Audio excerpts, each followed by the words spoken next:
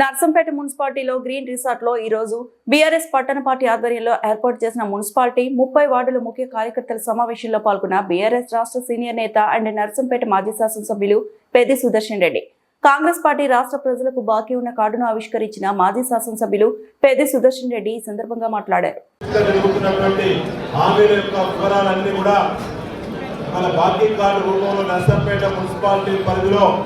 BRS పట్టణ committee ఆధ్వర్యంలో ఇవాళ విడుదల చేయడం జరుగుతూ ఉన్నది. ఈ బాకీ కార్డు నర్సంపేట మున్సిపాలిటీ పరిధిలోని 30 వార్డుల పరిధిలోని 41,500 పైచిలకు ఓటర్లకి, ఇంటింటికి, మనిషికి, ప్రతి మహిళకు, ప్రతి పురుషుడికి, రైతుకు, ఆటో కార్మికులకి, విద్యార్థిని వాళ్ళ కార్యక్రమాన్ని ప్రారంభిస్తున్నాం.